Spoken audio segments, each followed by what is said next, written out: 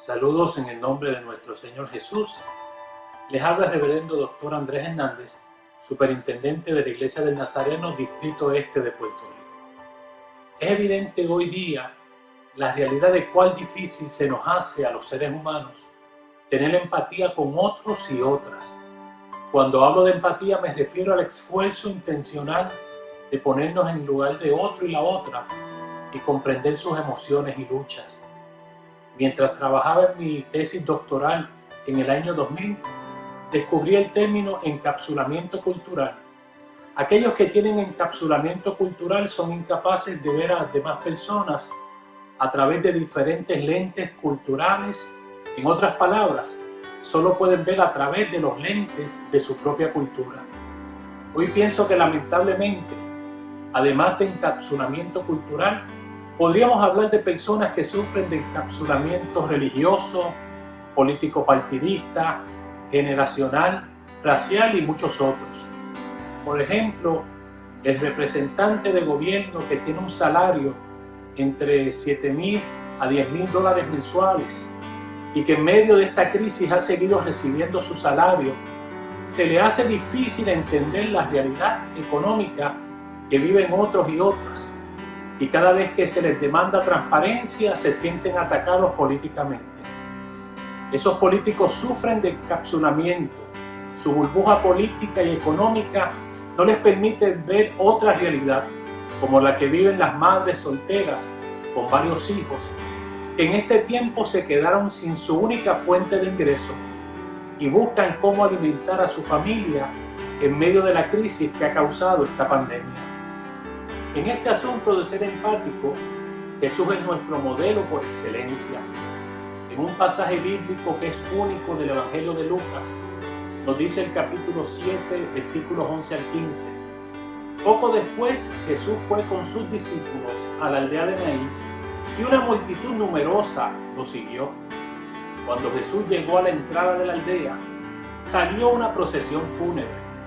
El joven que había muerto era el único hijo de una viuda y una gran multitud de la aldea lo acompañaba.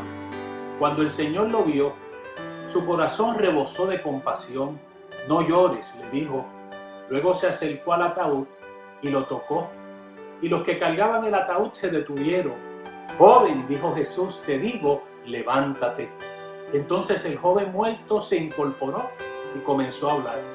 Y Jesús lo regresó a su madre.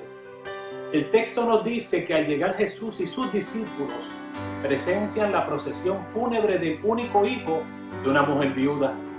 Ante la escena dice el texto que la respuesta de Jesús fue de compasión. Ahora, ¿qué causó que Jesús sintiera compasión? Podemos inferir que Jesús sabía que para cualquier madre que pierde un hijo, esto es un momento de gran dolor. Pero la realidad es que Jesús vio mucho más que eso.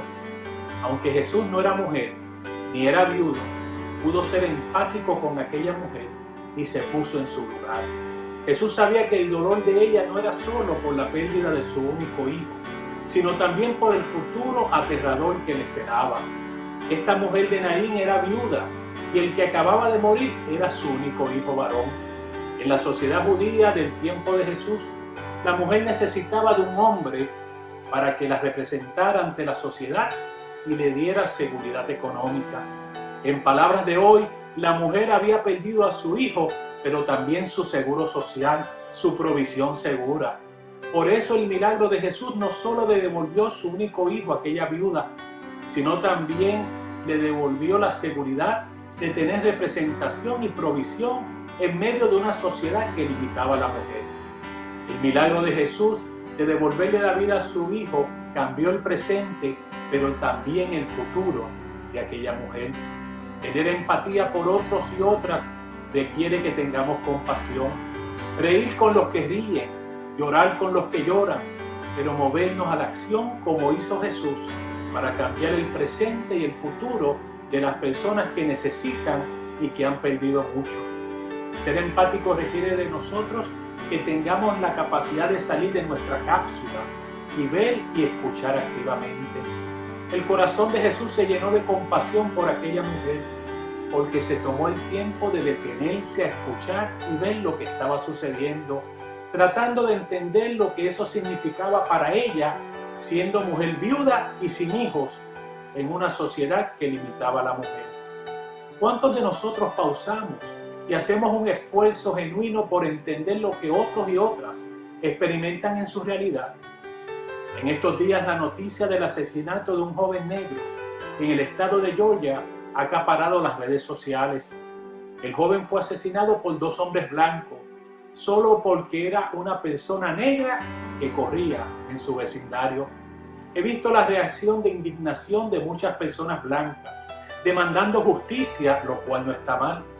Deberíamos indignarnos todos y levantarnos para pedir que se haga justicia cuando ocurren cosas atroces como esas. Pero escuché de una joven negra que después de expresar su agradecimiento a todos sus amigos blancos por indignarse y levantar sus voces para pedir justicia, les pidió que entiendan que ella no siente indignación ni ira como ellos. Ella lo que siente es miedo. Miedo de salir a correr, miedo de ir en su carro en la noche por un lugar donde viven blancos, miedo de que la vean como algo menos que un ser humano, aquellos que viven en su burbuja de racismo. Es una realidad que las personas blancas no saben lo que se vive siendo negro en los Estados Unidos. Pero no vayamos muy lejos. Hace unos meses 2 personas transgénero fueron asesinadas en Puerto Rico de manera viciosa por ser diferentes, así como este joven negro. Tristemente tengo que reconocer que no fueron muchos los cristianos o iglesias que expresaron su indignación públicamente por estas muertes o trataron de entender el miedo que deben sentir los miembros de la comunidad LGBTQ ante la intolerancia que lleva a algunas personas a perder el sentido de valor que tiene la vida de una persona, no importa el estilo de vida que lleve o su preferencia sexual. Empatía es ponerse en el lugar del otro, en especial aquellos y aquellas que viven una realidad bien distinta a la nuestra. Empatía es que nos detengamos como Jesús para escuchar y ver antes de reaccionar y que pausemos para unirnos al lamento de los que sufren y han perdido mucho. Pero tener empatía también requiere que hagamos lo que esté a nuestro alcance para cambiar el presente y el futuro de otros y otras. En ocasiones nos sentiremos que no tenemos los recursos para resolver y lo único que podremos hacer es llorar y lamentarnos junto con ellos. Pero serán muchas más las ocasiones en que podremos contribuir con nuestros recursos para atender sus necesidades. Que Dios nos ayude como sociedad y como iglesia a ser empáticos con el dolor, el miedo, el hambre, la soledad y desolación que viven muchas personas hoy en Puerto Rico y en todo el mundo. Que nos detengamos a ver y escuchar la necesidad de otros y nos esforcemos por entender su realidad. Y que el Señor nos ayude a solidarizarnos y movernos a la acción. Dios te bendiga.